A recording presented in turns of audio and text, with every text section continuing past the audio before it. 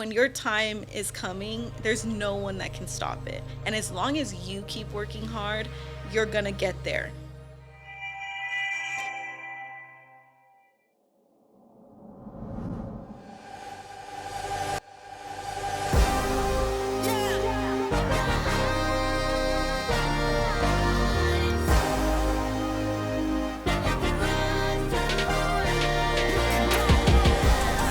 When your back's up against the wall, just know you got a place to stay. I know sometimes it gets hard, but all you gotta have is faith. If you can rise to it, you can rise to it. If you can rise to it, you can rise to it. Yeah. Hey, what's going on, family, and welcome to another edition of the Rise to It podcast, your home for personal and professional development. My name is Jonathan Hernandez, a.k.a. the letter H, and with us today, we got our boys, Mr. DJ Sal Cortez, Mr. Frankie Leal. We got a very special guest, KSEE 24's very own Viviana Yvonne. Let's go. What's going on? What is going on? Family, we are very excited. We just got back doing the Churla event in Los Angeles, California. Frankie, if you could show those beautiful visuals. Erica Alfaro was definitely in the house doing her thing. Eva Longoria was in the house. The mayor, Karen Bass of Los Angeles, was in the house as well. And Annie Gonzalez from the movie Flamin' Hot was definitely right there too. So we got to hang out with some big wigs, man. I'm very, very proud of Erica Alfaro. Rise to It was represented hard in Los Angeles, and we had a great time, man. So if you could show those visuals, people are listening, make sure to check us out on YouTube so you can see all the visuals for the Churla event. And it was just great, man. Rise to It, that logo. Omar Seja, he's been the Wizard of Oz. He's been the behind-the-scenes man. He's done our logo and every graphic design flyer that's been out. He was actually there to see his visual in Los Angeles now. Yeah, shout out to Omar, man. Shout out to Omar. So very special guest that we had.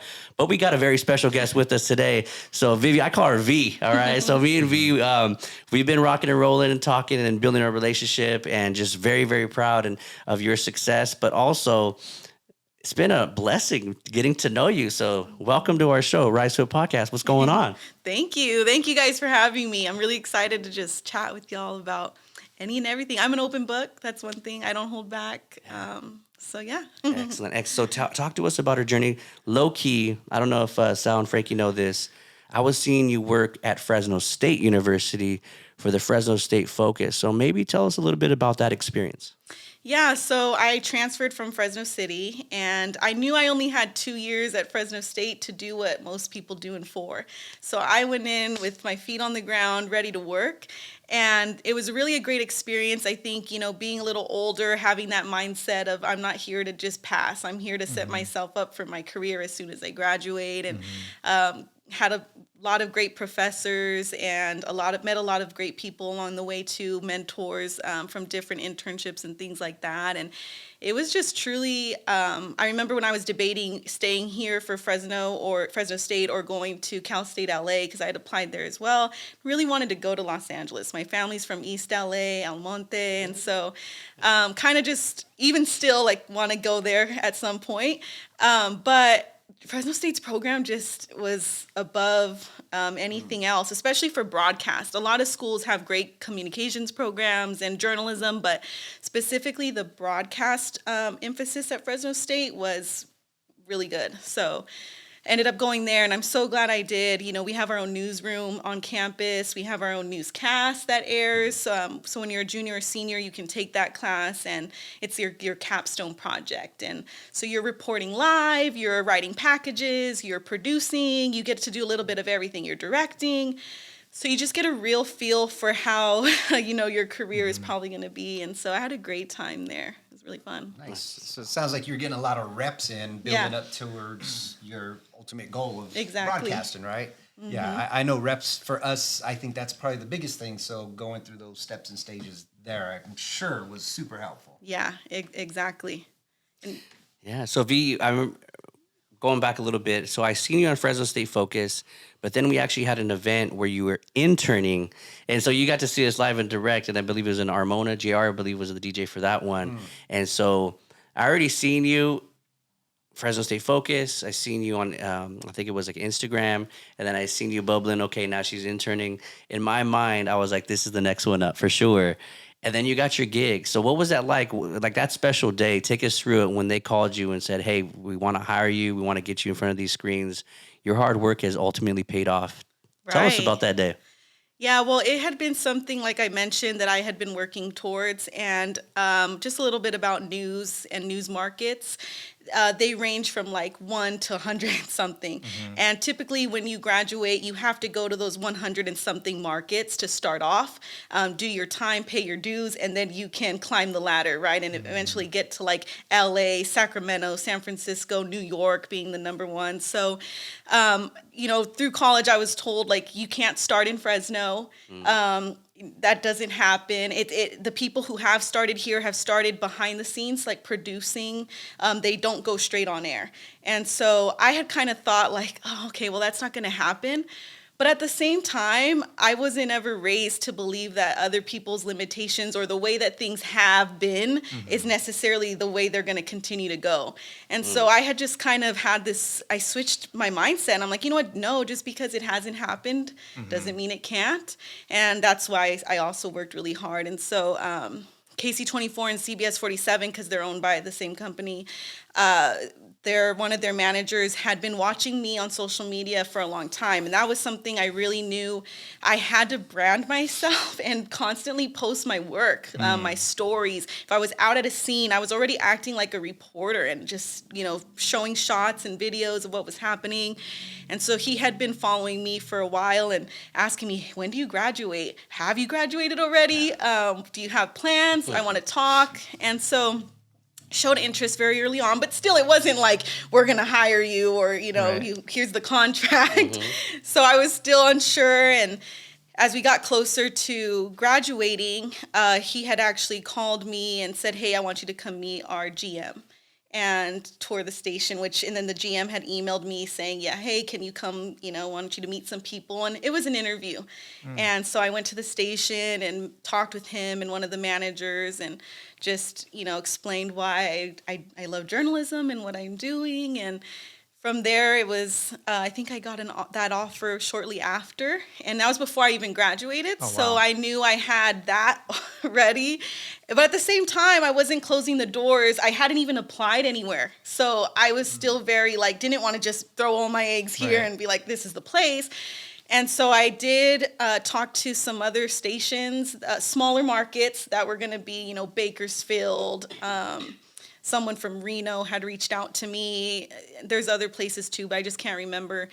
But it just was never gonna the not just the money, but where I was at. With my family, my mom has had a house that she has gave to me. I pay the mortgage in Clovis.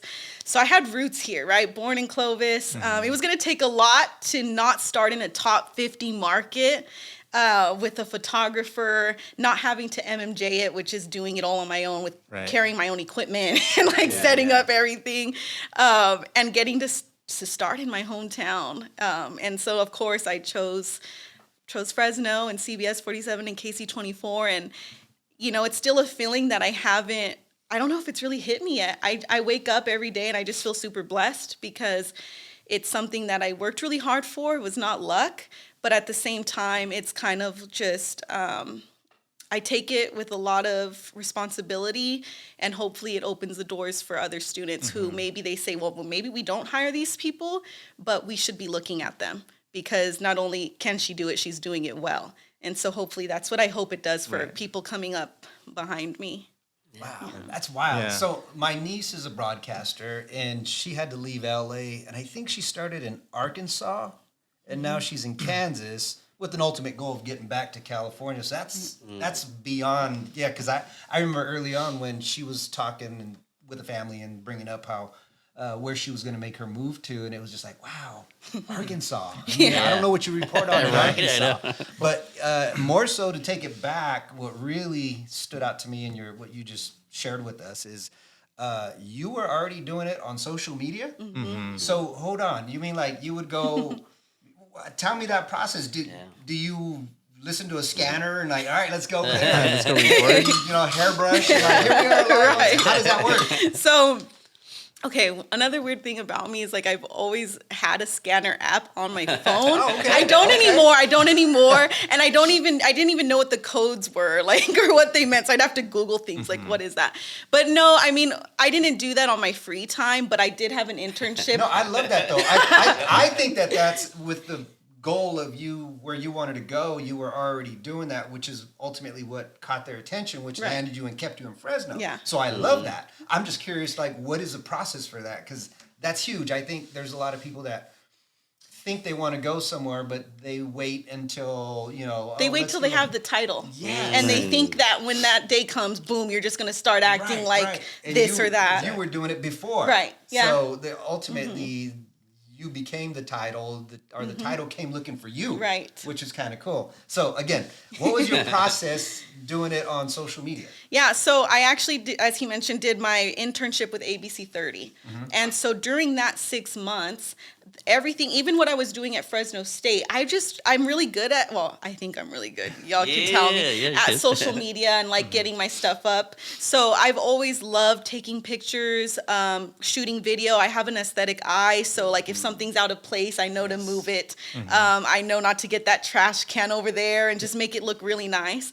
So whether it was for Fresno State and it was, a puppetry class I was doing a story on, I would get my video on my phone and on my camera, of course, for the story, but make it a point on Twitter before the day was over. Coming up on Friday, I spoke with so-and-so. This is a short clip of her class that she teaches where future teachers are learning how to use puppetry in their academics. Okay. So just whatever it was. And then with ABC 30, every time I went out, whether it was breaking news, whether it was a story, doing the same thing, just minding my business, observing. No, I love that. And getting it online. You were getting early reps before you even got in the actual position where they were paying you to do it. Right. I love that. Yeah. I think that's cool. Yeah. And you were also like promoting yourself too, like even before you got the job, which we talk about a lot on this podcast, where we talk to our viewers about posting your work. Like it doesn't matter what you do, but just post your work, make yourself available, show the people that you are professional, you are ready, so that when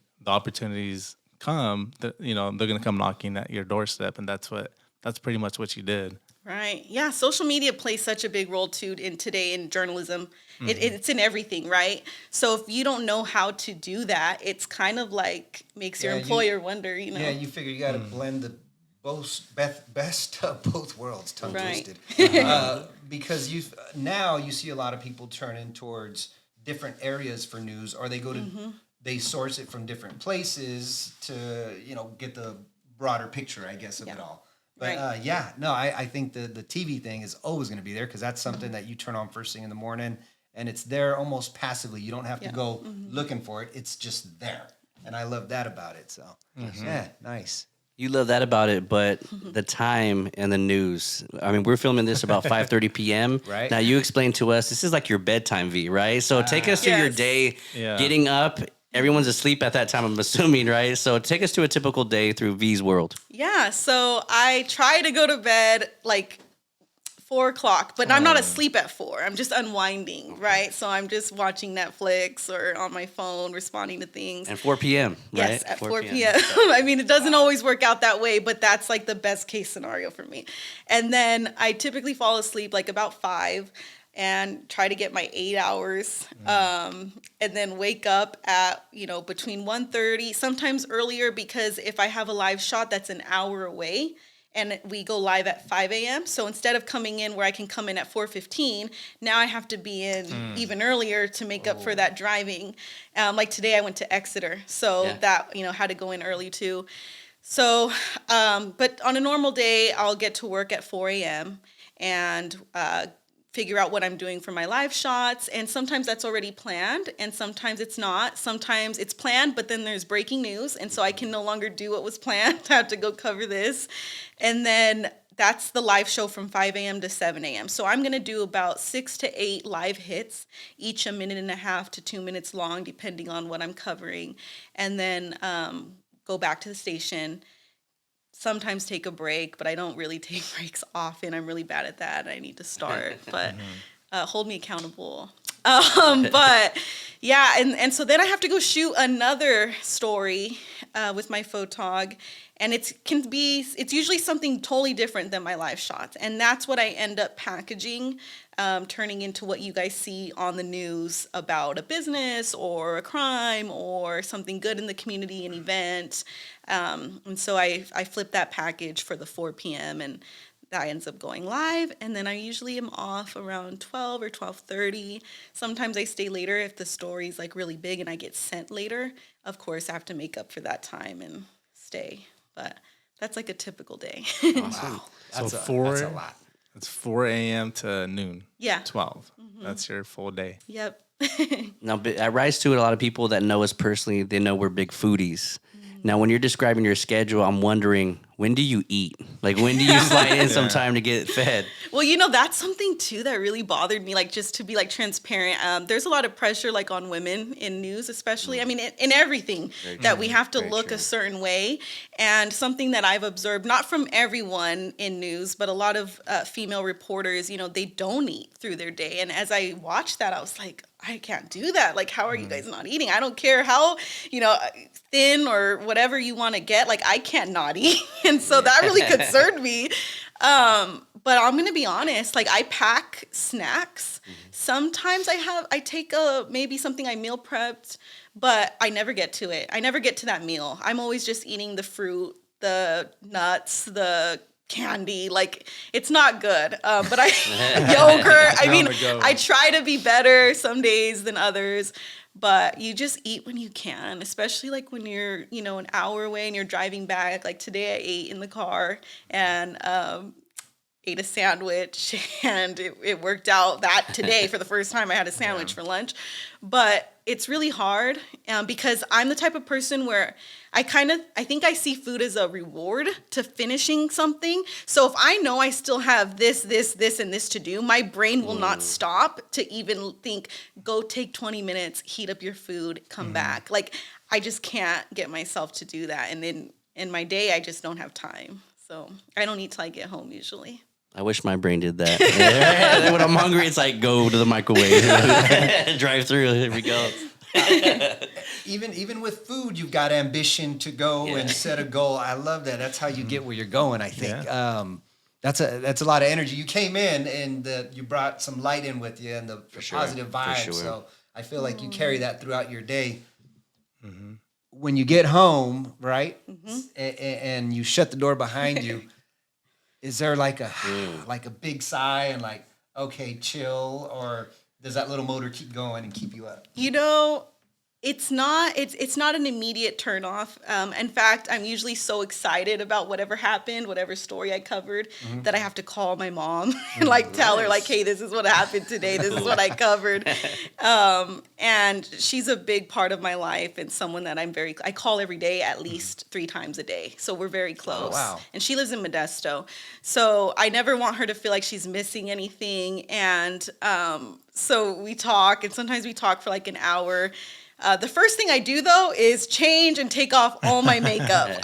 This makeup you guys see has been on since 1:30 in the morning, so I am done with it by the time I get home. I'm just ready to relax. But yeah, it does take me a while. I mean, even social media, it goes back to that. Like, whatever I did that day, now I have to post it and make a reel that's creative. I have to get it on Twitter. I have to get it on Facebook. I have to get it on Instagram. So all the platforms that I have, I'm now creating a 1.5-minute video because I'm also shooting aside, like when I'm out at these stories, I still shoot my own stuff for social media. So like this way, Right. You keep a portfolio that just basically lives there. Yes. Of everything you do daily. Exactly. Wow, so that's 2 jobs. That's a part-time job in itself. So you get home and you go to work, but you get to do it in your lounge pants and comfy socks. Exactly. And it is a lot of work. Like, there's times where she's like, you're on your phone doing this for so long. And it was even like that in college.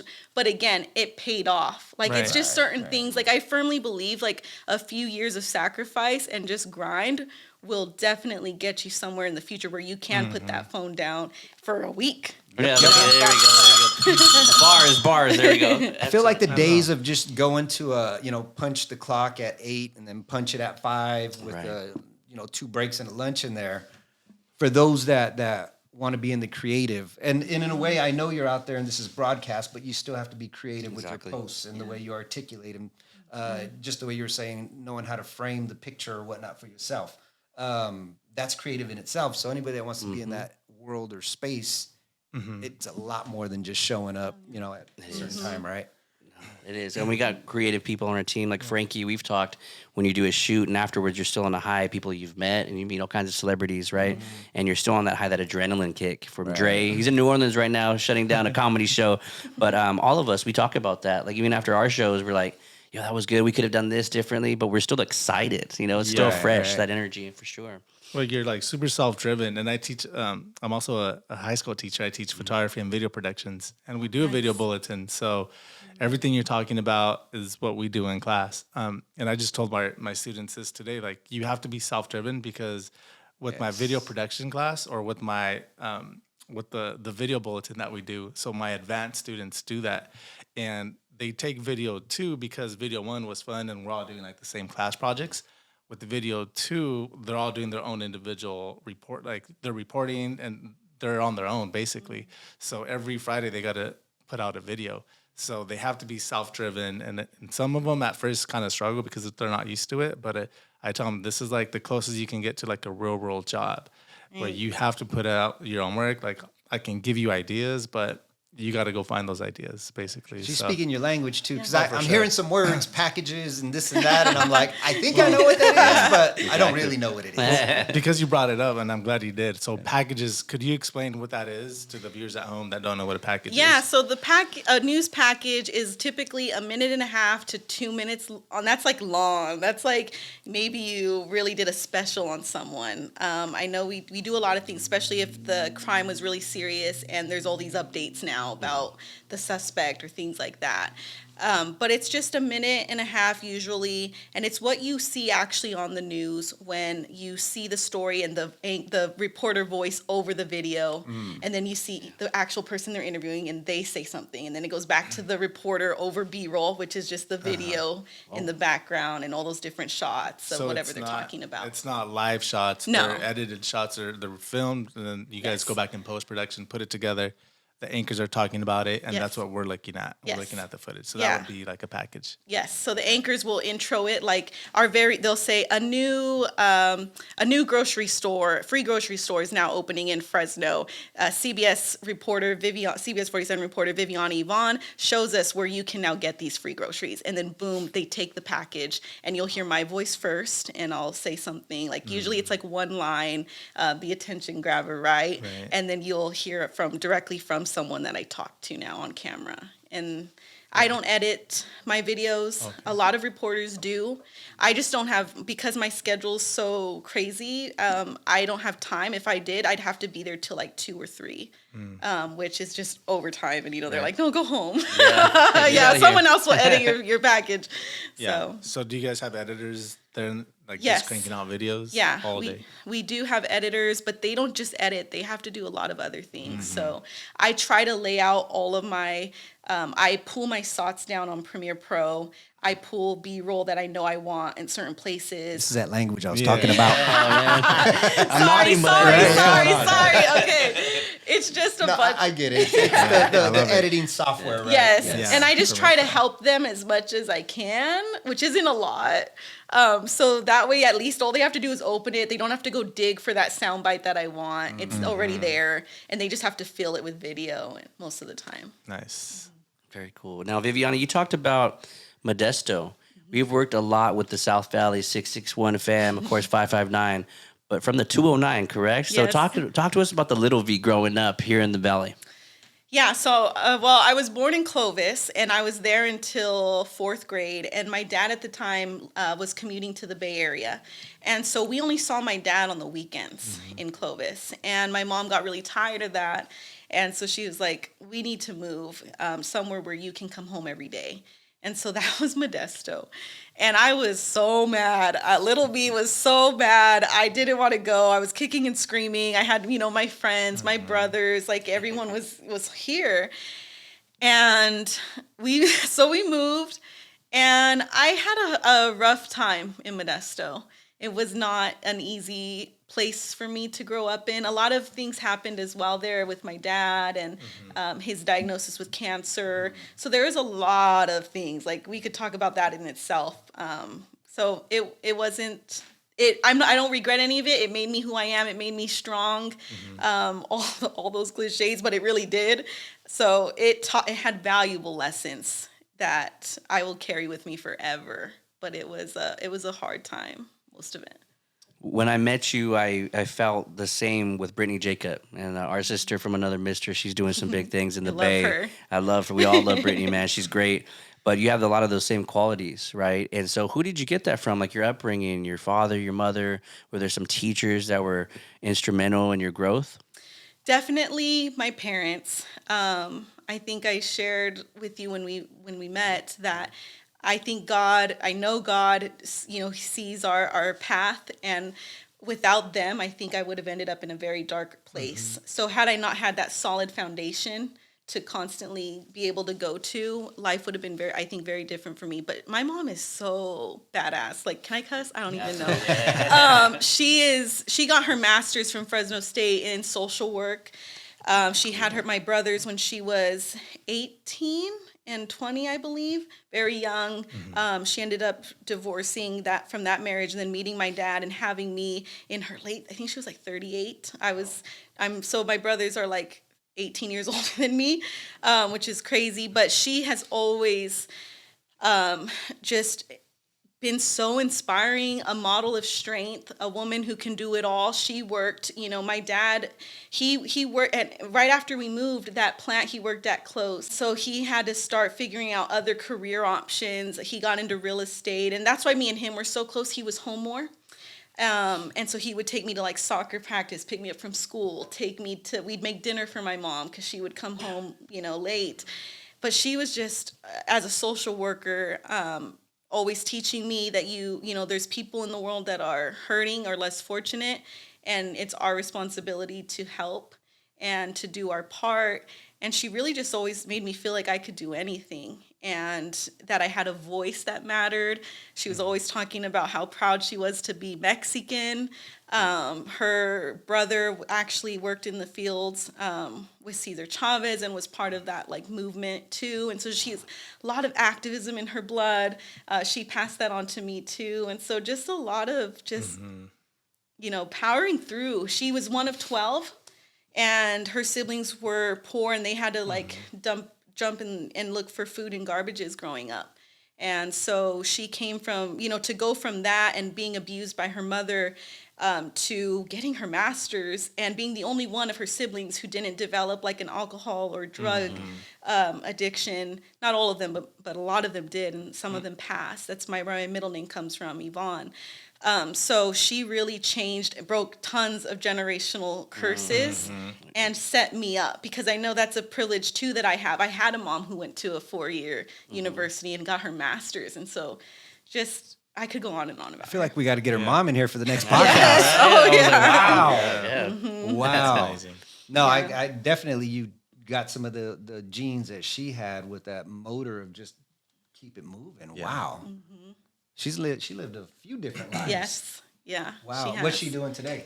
So she's retired, Nice. But she's not retired, and working. she takes Of course care. not. Right? Right. She's in Modesto. She really likes to go to like thrift stores and antiques, but she also takes care of. She does, what is it called? Caregiving. So she takes care whoever she meets. Wow. She's still that social worker. She's still giving away food, picking people up who are unhoused.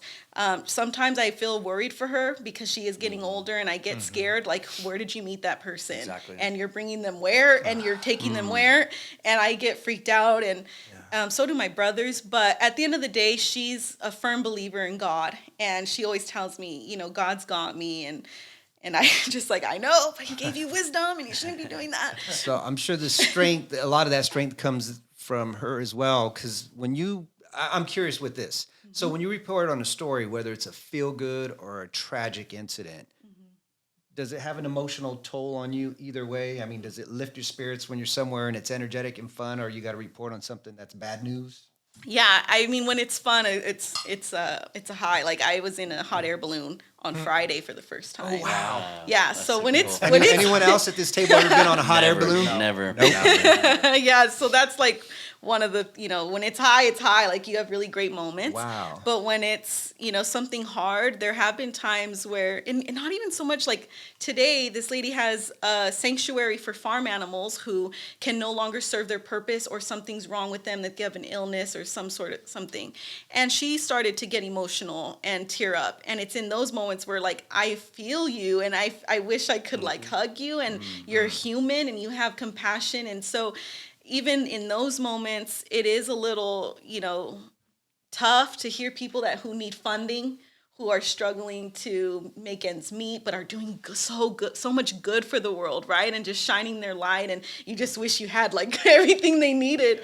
But at the same time, I've been through a lot. And so it takes a lot for me. Like that compassion's there, that empathy's there always. It's not a story, like especially when it's a crime or someone lost their life. It's not just a story. It's someone's daughter. It's someone's son. It's someone's significant other or spouse. And you just always have to keep that in your mind. Like getting the story is not the priority for me. It's making sure this person who's grieving is okay to talk and not make them seem, look a certain way. And it's kind of assessing those things and just being really compassionate. And because I've been through a lot, I think it doesn't break me as much. Not that I've lost any sort of emotion. I just feel like I'm able to carry it. You have the emotional fortitude that was inherent from your upbringing and knowing the stories that you grew up in and around, or even knowing your mom's story. Right. Yeah. Wow. And V, I know you talked about your mother, and you've been through a lot. I know we've had multiple conversations about some of the obstacles that you've overcome, and you have overcome those. You've survived those, right? Whether it's domestic abuse, whether it was, with your father, news about your father. Do you want to share a little bit about that? Because when I met you, I knew that there was a strong individual before me. And when I meet strong people, oftentimes they have a powerful story, and you hear about their past and what really gave them the platform that they have now. Like everybody that I know is successful. Sal, he shared with his brother the last podcast. Frankie's been through a lot. All of us are very transparent with our story. But do you want to take us back to that? Because I know you said you've been through a lot, but maybe to share your story with our viewers. Yeah, absolutely. So I think like the first traumatic thing I mentioned was when I was like 13, my dad was diagnosed with stage 4 colon cancer. And I was a freshman, and they told us he had like 6 months to live then. And it was very hard on my mom, very hard on me. And that's when like academically I started to fumble the ball really hard, because my mom, even though she had ingrained in me like take care of family, be this, be that, and even though she went to college, it was like when these things happened that my education kind of went to the background of things. It was more so like make sure she would leave me with my grandma when they would go to Stanford for his chemo treatments. And my grandma didn't watch me, so I would just not go to school or leave early or whatever I wanted to do. And so anyways, my dad ended up living a long time, and he got a second opinion at Stanford, and they said, no, we have a 50-50 shot here. And of course, we took that option. But he did pass, and he passed right before I graduated from Fresno City. And I was taking my finals on a laptop while he was on hospice in front of me. And so that was very difficult. And when he passed, he didn't make it to my ceremony. But then I also had to start Fresno State 3 months later. And I didn't want to start. I really wanted to quit. I kind of felt like you do these things for your parents to see. And he didn't see it. And then you start thinking, like, what's the point of it? But going back to when I was a teenager, and as he mentioned, I was in an abusive relationship for a very long time, like over 8 years, on and off. And I feel like that also, when I finally got out of it, made me a lot stronger too. And I had also lost people in Modesto, a couple of friends to violence, gang violence. One was shot, one was tragically jumped and chased into the freeway and ran over. So there was a lot of loss that I had that now looking back at it, even though it wasn't what God would wish for me to experience, all of those losses were kind of like preparing me for my dad. And so during that time of grieving and starting Fresno State, it was really, really ugly. I was listening to a podcast the other day, and one of the things she said was, no one tells you how much anger you feel in the grief. And she had lost her dad as well. And I think that was something I wasn't prepared for either, because I'm a very happy person most of the time, and I have a spirit of light. So it was very hard for me to kind of watch myself become that person.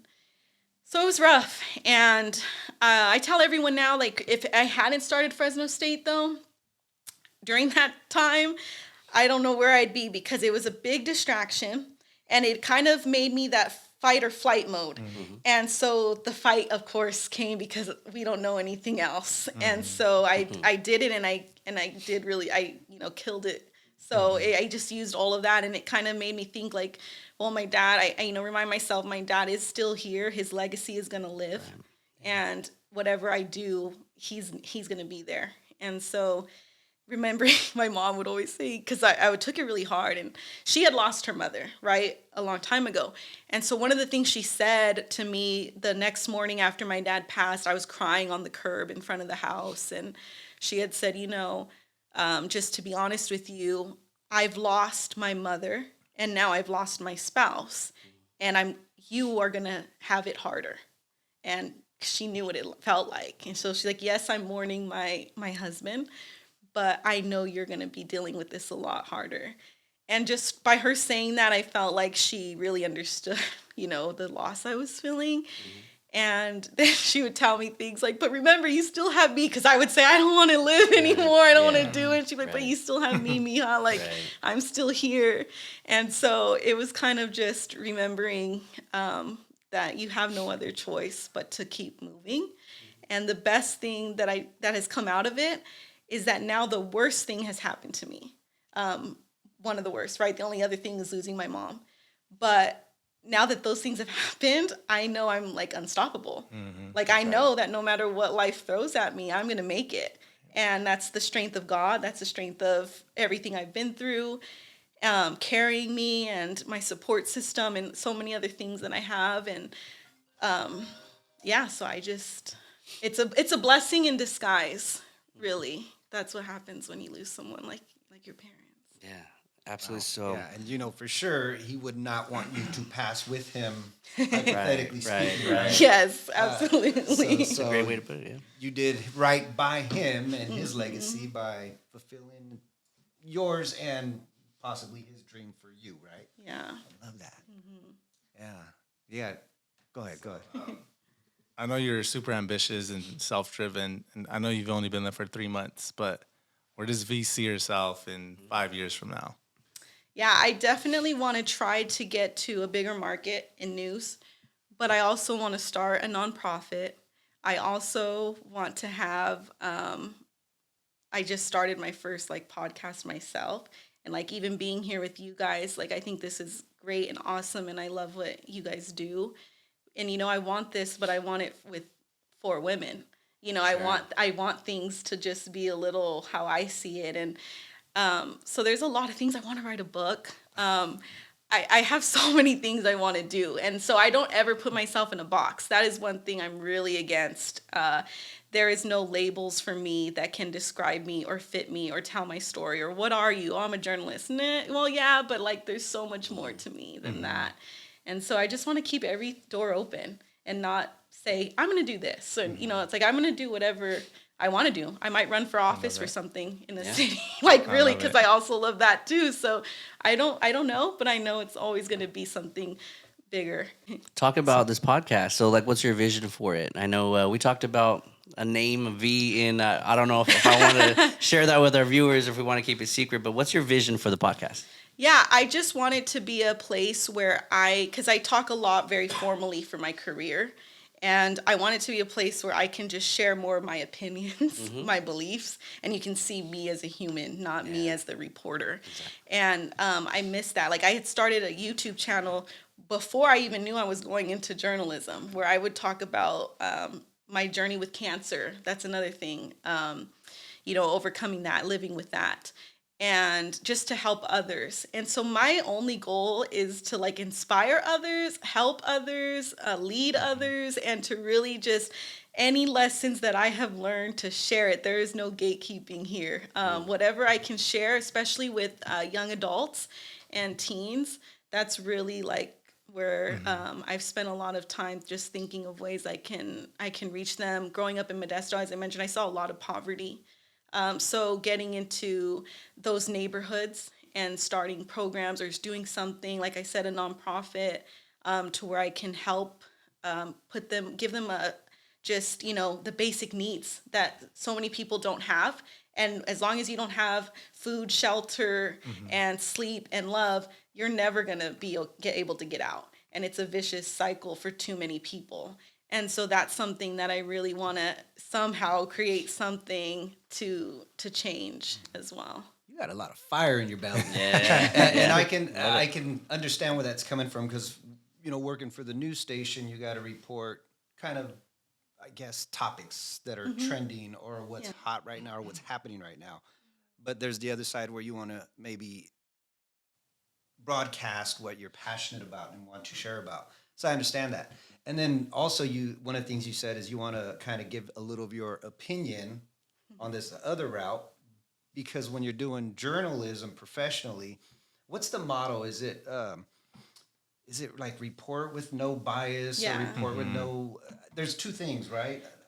I'm not sure what you're talking about, but yeah, it has to be unbiased. It's not our opinions. It's fact. I know a lot of right now it's like this whole topic of fake news, but like in this local state of journalism, that's where you're going to get probably the purists. Yes, right? You cannot just go report on something. Your editors are looking at it. They're going to be like, "What? That's not right. Like, where did you get that?" So that doesn't happen in local news. And sometimes, like no one's perfect, and maybe we get something wrong.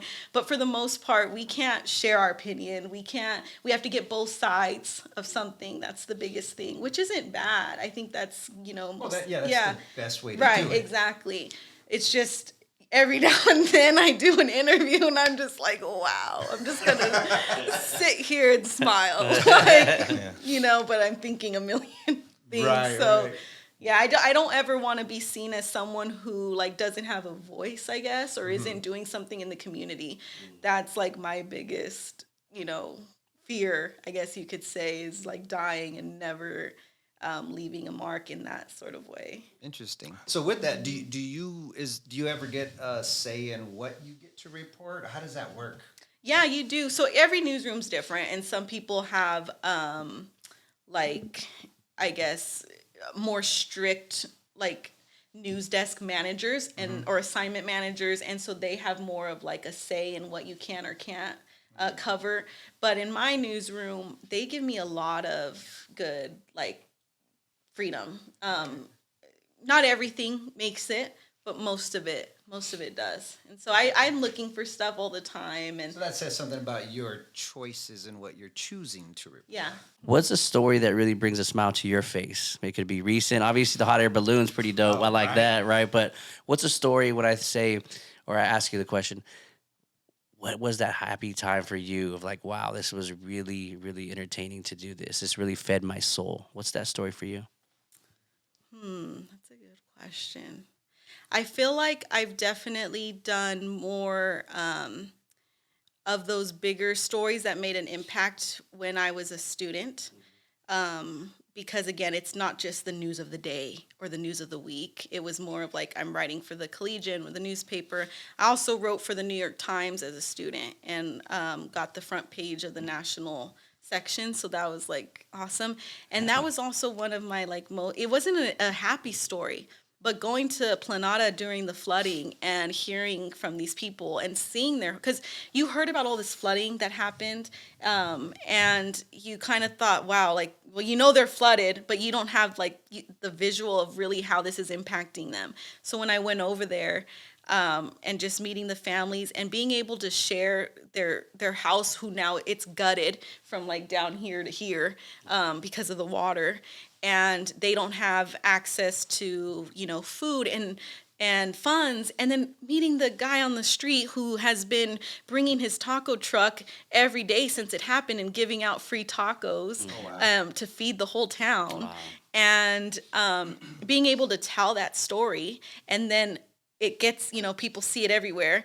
And then someone from the Red Cross calls me, hey, we heard your story. Because of your story, we knew where to put our stations for the Red Cross and how to help that community. So those are the moments to me that's what journalism is all about. You share something, whether it's to help somebody or a community in need, or whether it's to share a business that's doing great things, or whether that's to help find someone who committed a crime that, devastated someone's family. It's hearing those people from the community who trust you now and can call you. And, I'm slowly building up my phone book too. And people are just sending me stories all the time now. And it's really cool. But I think the most rewarding part is that just being able to shed light. And it's funny that you mentioned that, because I was talking to Jessica from ABC 30 earlier today, and she was just talking about how oftentimes in news now they're just telling new reporters coming up, oh, don't get in this business. Don't do it. Like, this is bad and this is bad, and just stay away. And she was like, but I wish we talked more about the good. Right. Like there's still, if you love telling stories of your community and all of these things, and that's so true. And that's something to me that is why I'm doing this. It was never to be on TV. I could be in print. I could be on radio. And one day I might go back to print. I really love the room. I have Nice. like a lot more words than a minute and a half, Nice. right? And there's pros and cons to every medium. But that's, for me, it's just sharing everyone's story. That's fantastic. Sharing the story, and then all that unintentional stuff that happens as a result of it, because there is a lot of good people out there that are in a position to, or it wasn't even a thought until they saw your story and it's like, oh, let's do it. Wow. Exactly. Yeah. So I got a question that I've been dying to ask a newscaster. Okay. So like when I listen to the news, it don't matter. Like they all have like the same, like the voice, like I don't know if it's the cadence or the tone. Is that something that you guys are taught that in college, where you have to talk like that, or it's just like a thing that newscasters do? So we're not taught, like we don't get told, sound like this, but you are told, watch the news and observe how they talk, observe how they use their hands or how they don't use their hands when they talk. And so we're also taught, no matter what, you don't want to lose you. At least in my classes. I don't know about other places, but they don't want us to, you don't want to sound like, even if you admire someone, you don't want to just copy them and fully try to be them, because that's going to get you nowhere, right? So you want to take some of those things, but you still want to sound like you. You don't want to sound like you're trying too hard, or there's a term like that they use. Oh, it's called sing-songy. So like where you're just like, if you can rise to it, you can rise through it. Like you're just constantly going like up and down. You don't want to sound like that. So you kind of want to stay steady. And then when there's a word or an emphasization that you want to use, you can say it slower, or you can say it more with more force or whatever, right? So you learn how to do those sort of things. But yeah, it's funny because I think I sound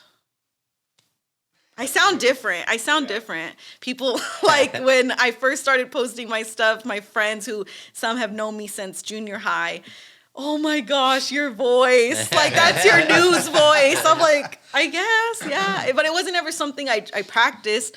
I just kind of like, oh, I should do it this way. But we still learn, like, there's stations that have coaches who will come in and teach you like, hey, you sound a little like this, or you're not excited enough when you say an exciting story, right. Or you sound monotone when you're reading straight from the teleprompter. So there's coaches that will come in at some stations and help you work on those things. What about like the anchors that are on all the time, right? So I know they're reading the teleprompter, and that's just zipping through, right? So do they actually know like what the news is, or are they just reading it? So this is like one of the most common misconceptions. And another one is that we get our hair and makeup done every single day, which isn't true either. And no, anchors, they write some stuff and they also edit. So like if they get in a script, because they have all of our stories, right, that they're going to go and they read them before the show. They don't just go into it blind, because you're going to start off saying, And today, happy when the story's going really bad. So you need to know what it is ahead of time. There are anchors, and maybe you're short on time, and you have to, I think it's called like a dry read or something, cold read, and you don't get the chance, but you can tell when that happens. So you really, unless you're more seasoned, so you really want to make sure you get those reads in. And so they do write stuff, they edit stuff, they make it to where it sounds more like them. Like if I write their intro and they would never say that one word and it doesn't feel right to them, they'll change it. And anchors have paid their dues. They were reporters. They wrote for years. They went out on the scenes. And so it's kind of like they have earned that spot. And so, yeah, they're not going to write as much as us, but some anchors do still report too and are doing packages and writing their stories after they anchor. Oh, wow. So, yeah, there's still a lot of work that they have to do, and a lot of those anchors are in leadership roles, so they're expected to take more things on at stations. Like Graciela Moreno runs the ABC 30 internship that I did, and so just being under her and being able to be mentored by her was game-changing for me, and really grateful that anchors like her do things like that to help the next generation. So they're still doing a lot of other roles a lot of times behind the scenes. Sounds like all industries, right, our professions, it's just a constant polishing. Yeah, absolutely. That'll lead, or the reps. Yeah. The reps are what you need to Yeah. get that shine going. And I get it. So like even when I'm emceeing an event, I'll say something because I'm in the moment and who's there, and I'm like, I don't even talk like that. Right. What was that? Yeah. But those are just things I tell myself. Persistence, Viviana, for our viewers, because you've gone through so many obstacles, thank you so much for sharing and being transparent with us. She ain't lying when she says she's an open book. But what would you recommend for our viewers? You know, maybe they're stuck in a rut. They feel like their time's not coming. I don't know if I'm going to get that position. You stayed in the game. You're in your dream position right now. What would you recommend for those people that are watching or listening in on persistence? Because when I think of that word, I really do think you embody that. Yeah, so when I applied for this is just one example. When I applied for the ABC 30 internship the first time, I was told no. And I was told to apply again next round, right? Graciela had told me no. This isn't this time, but I want to talk to you again in the next call round. And so I just took that and I've taken every closed door as not a no, just a not yet. And so there are definitely reasons that door is closed. And you don't have to believe in God to believe, in any of this, but just know, like, whether it's the universe, whether it's God, whether it's, all the different things out there, that when your time is coming, there's no one that can stop it. And as long as you keep working hard, you're going to get there. If you're stuck and maybe you haven't been like applying yourself, definitely step out of your comfort zone, get back in it. I can't stress that enough. So many things I did through college, I was terrified. I was scared to have to do my first media classes on camera on the set, right? In high school, I was so scared of public speaking that I would take an F on every assignment instead of standing in front of the class. That's how scared I was. And so now doing this, it's crazy. Like, you couldn't have told me I'd be doing this when I was in high school. I'd be like, no, I'm not. No. So just taking risks and getting out of your comfort zone and really taking advantage of opportunities that people offer you. Like even today, I don't have to do these extra things, but they're going to help me grow. You're going to network, which is key too, like a big part of growing. And you're going to just continue to, each time you do something you're scared to do, you literally gain so much confidence and you continue to grow, and you're like, oh, okay, well, I did that. And it's almost like, for me at least, it's kind of like a high. Like when I get scared or nervous, it's like, oh, I have to do it. Like there's a quote that says, scared means I have to. And that's how I feel now. And it took a while for me to get here, but now when I'm scared, I'm like, oh no, I have to do that. When I was applying for the ABC 30 internship again, I have to do that. When the reporters there first asked me to get in front of that camera on scene and do a live shot, I have to do it. When I went to, write for the New York Times, scared I wasn't good enough, wasn't qualified. I have to do it. Doing my first live shots for thousands of people to see on TV. Was I terrified? Yes, I have to do it. So it's really just, getting comfortable with being uncomfortable and applying yourself in any way you can. You're going to get there. And it's, for me, it's God's time. And like I had mentioned, I had a rough time with, high school. And if you were to look at my life, I didn't hit certain benchmarks like society would tell you. By this, you have to be here. By this, you have to be here. But in an instant, it all changes, and you're right there like you never lost any time at all if you just keep going. Yep. Let's go. Excellent. Fire for sure. In the words of philosopher Ludacris, slow motion better than no motion. Right? So I think we're ready for the lightning round. Let's go ahead and explain that, my man. All right, let's do it. So I'm going to fire some easy questions at you to build you up. And as we get to Frankie, you're going to have a few more questions, a little more time to answer. And when we get to my man John over here, he's going to come with the hard-hitting questions. Ooh, okay. And you'll have a little more time to expand on them. So here we go with mine. High heels or chanclas? High heels. Okay. Pantsuits or dress suits? Dress suits. Granola bar, candy bar? Candy bar. I knew it. All right, Frankie, let's go. All right, you ready? Yes. All right, tacos or burritos? Tacos. Pepsi or Coca-Cola? Coke. Okay, pineapple on pizza? Yes. No, never. Sorry, never. Beach or mountains? Beach. Beach, okay. Movies or sitcoms? Movies. All right. Mine are going to go a little bit faster, Okay. okay? Who's V's celebrity crush? 070 Shake. Okay, I don't know. I'm going to have to Google that. That sounds like a protein shake or something like that. I'm going to have to go check it out real quick. Favorite music artist? Jesse Reyes. Ooh, I did not see that one nice. coming. Okay. Check this out. We're going to stay with music, but a surprise music artist. When you look through your playlist, whoa, you actually listen to that person? Who's that person? T Grizzly. Okay. Someone you look up to. My mom. Okay. Your favorite news reporter. I know it's going to throw shade on some people. We mean respect, but your fave. You're trying to start fights over here. Beef.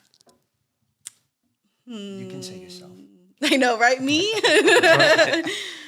Oh, that's so hard.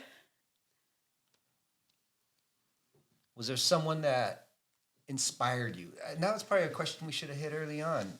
Was there an inspiration like, I want to do that? Yeah, for sure. Graciela Moreno was someone off the top. Mm-hmm. Yeah, and I didn't get to see her like when she was reporting, but as an anchor, Very cool. Yeah. So it was a big deal when she told you no. Yeah. Yeah, right? She's all stalking and like, hey, I'm going to hit you trip again. Let's do this. Favorite restaurant in Central California?